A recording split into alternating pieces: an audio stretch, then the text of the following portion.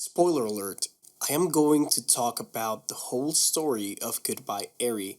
If you haven't read this manga, I seriously recommend you to go read it right now and come back to this video afterwards. Don't say I didn't warn you. Tatsuki Fujimoto is to me one of the most relevant literature authors of the past decade, to be honest. He showed up out of nowhere and managed to make some of the most controversial but most breathtaking manga works that have come out recently, with a unique art style and storytelling. Today I'm going to talk to you about one of my favorite mangas ever, Goodbye Eri. This work is something that hit really close to home, and I think most people don't realize a hidden meaning behind it. This manga is really interpretative, and you can give the meaning you want to it, but I think there's an innegable motive behind it. Hey guys, it's me again, talking about Fujimoto. I don't intend on making this channel about manga and Fujimoto specifically, but you guys seem to enjoy the last video a lot, so I thought of making something at least related to it.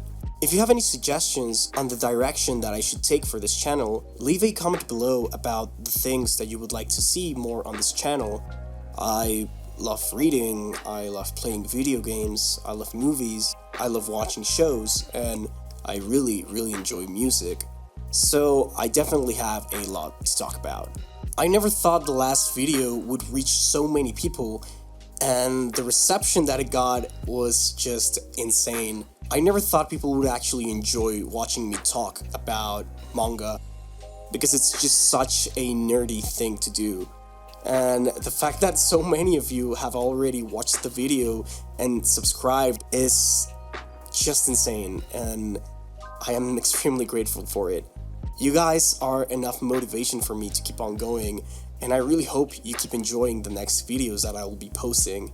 So with nothing else left to say but a massive thank you, let's go back to the video. The story begins with this guy, whose sick mom gives him a camera to record his daily life. I know I'm skipping points of the story and I'm not telling it in the order it's supposed to be, but it's not important for this video. Go read Goodbye Eri, come back to watch this video, and just deal with it. Mainly to record his mom's final moments, as she is dying. We can see how he portrays her as something so beautiful and such a kind human being, because that's what she means to him. When the time comes, as he's about to say his final goodbye to his mom, he flees the scene. He's scared to confront the reality that his mom is going to pass away, so he runs.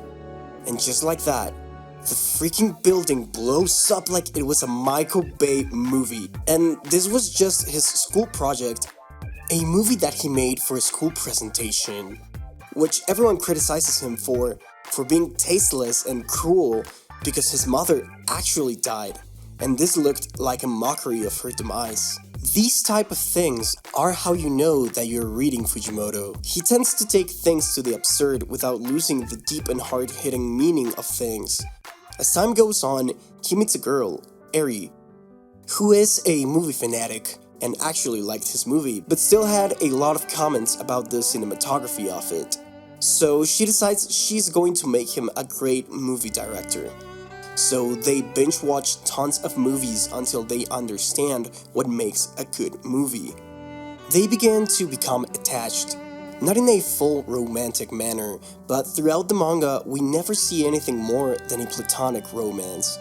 A true love that won't break, since they are not trying to go further than the connection they already have. Eri turns out to be sick, and she's going to pass away. So he makes a movie about her, since she wants him to make a movie that's going to make everyone bawl their eyes out. And he does. This is his way of saying goodbye, and he stays in her life until her final moments, and makes a movie that makes everyone cry. Eri's movie becomes the reason he's appreciated and understood for what he's going through. We are revealed that the first movie he made was not what it seemed. His mom was abusive, forcing him to give everything he had to make her movie, and portray her as the most kind and beautiful human being there was. Even in her final moments, she expresses feelings of hatred towards him as someone who is useless and couldn't even do that for her. Imagine being forced in an abusive way to go through your mother's death while making you avoid your feelings and deliver your best to make something that she wants. And if you fail, you'll be haunted by the guilt of not letting your mother live her final wish. That's cruelty, and something that a kid should not go through. And the cruelty that parents that live their dreams through their children is one of the most frustrating and scarring experiences that you can live. A lot of things happen, and we end the story with him saying his final goodbye to Eri after a lot of years mourning as an adult who is ready to say his final goodbye. And blow this freaking building up like a Michael Bay movie. This is his movie, what he wants his movie to be. He wants explosions, he wants the absurd, because that is what moves him and what he wants to express. It didn't need something with an extra meaning at the beginning. It was something that a child wanted to do, something that a child dreamed about, and that's great. Now, as an adult, the meaning and trauma from the criticism that he received becomes his requiem, his explosion, where he finally leaves his tethers with people behind and finally accomplishes his art in a beautiful and meaningful way, without anyone to do it for, but himself. This is something that, at the moment, really resonated with me, because the fact that you can make something so absurd without any meaning behind it is enough reason to do it. I have always been a great fan of Surrealism. Remedios Varo and Dali have been my favorite painters of all time. I don't even try to make sense out of any of their paintings. I just try to enjoy the creativity behind the painting. The incomprehensible mind that thought about these works. The way that someone can imagine something like this and portray it in a canvas. Things like an alien anatomy infographic, doodles that make something so mesmerizing, or maybe someone who made a Coca-Cola de piña or a minion tarolero with oil paint, making a giant beautiful forest creature titled, "Dude, is this yours?" I am in love with absurd and surreal art, and it doesn't only exist in visual forms of art. Musicians like Diablo String Orchestra making a song that would be placed in a movie like Fantasia, just to end it with some Latin rhythms.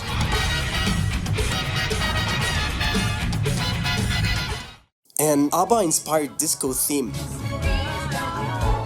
that peaks into symphonic death metal.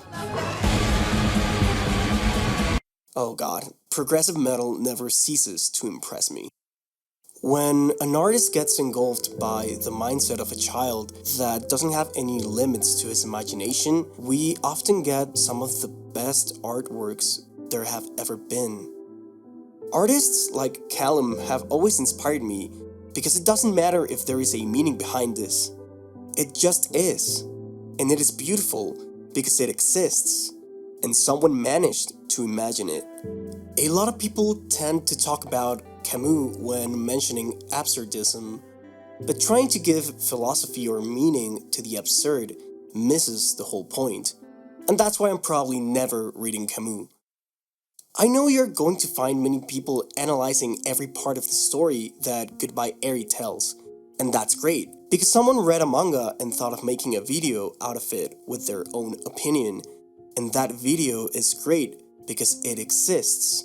Just like someone thought about Garfield and thought of making an hour-long analysis about it, and that is certainly beautiful.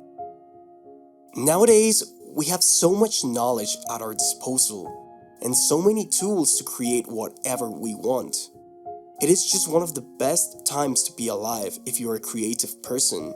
You can find a lot of inspiration everywhere you go, and you should always make whatever you feel like doing, because you can and you want to.